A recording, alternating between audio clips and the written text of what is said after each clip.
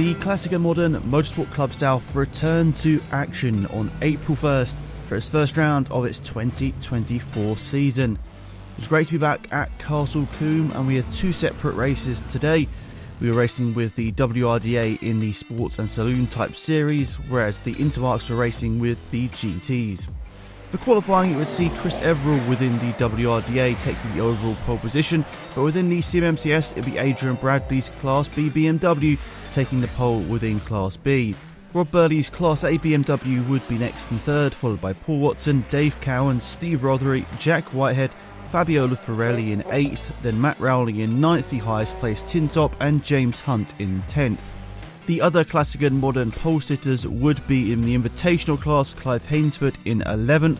Bob Hosier was on pole position within Class D in 18th position. Sam Hayward, nice to see him back, this time in his own car and in pole position within Class T1.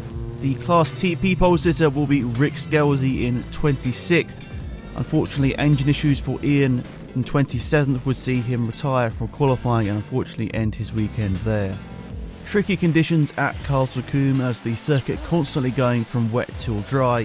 We saw a pretty dry race number 1 where Rod Birley, who started in 3rd position, methodically made his way through the field up to the lead of the race and had a great battle with Chris Everill in his Ginetta G55.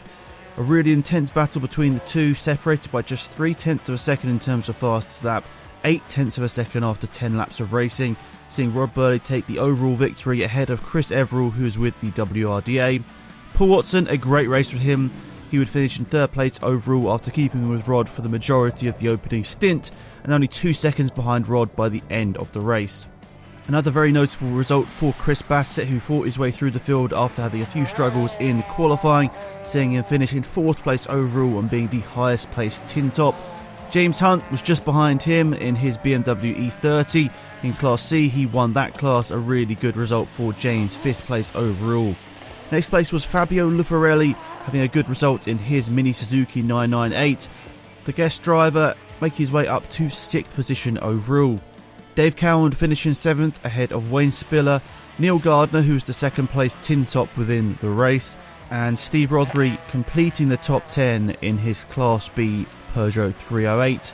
Good result for him, 2nd place in class. Next will be Dave Avis in his BMW M3, just ahead of Jack Whitehead.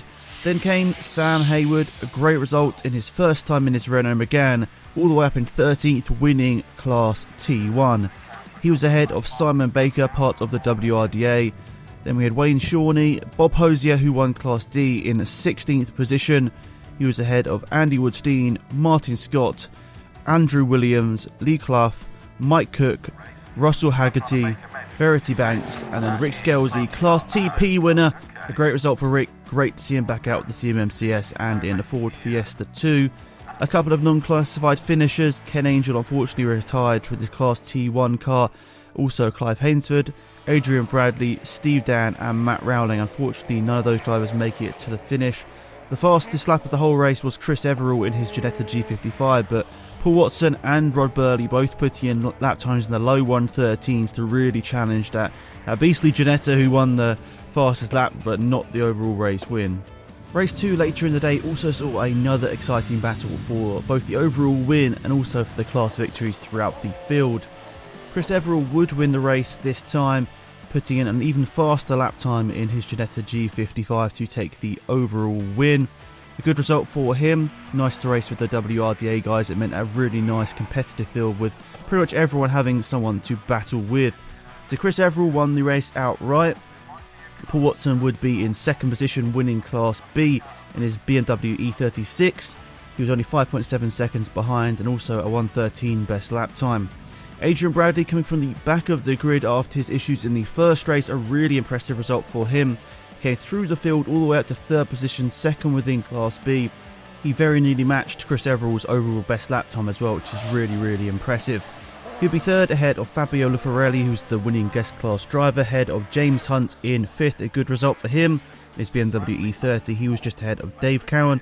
Jack Whitehead in 7th place overall.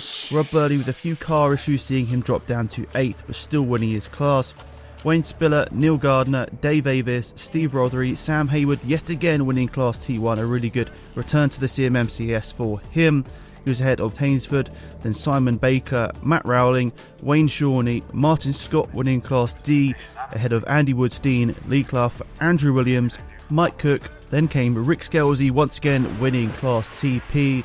A few non-classified finishers once again, Bob Hosier on lap 3 and Chris Bassett, unfortunately after a dominant performance in the first race, having to retire after just one lap finished. A few non-starters, Ken Angell and Steve Dan, and the fastest lap once again going to Chris Everall, but this time only 0.4 of a second ahead of Adrian Bradley in his storming drive through the field.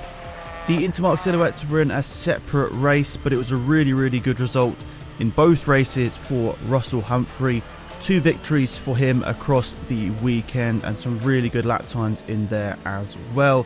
He won the first race by 12 seconds, and in the second race another good result for him, but this time only 5 seconds ahead of Keith White in 8th and 9th respectively. It was a really great performance for Paul Knight. He got the fastest lap overall in the second race of the day, as well as the first race. He did some really good lap times out there in tricky conditions for the Intermarque silhouettes. And we look forward to the next round of the season, which isn't too far away actually. At the start of May, it will be the CMMCS at Brands Hatch GP, which is a huge event for the club. We'll see us racing with the GT World Challenge, which is incredible to be a part of that package, so everyone will be very thankful about that.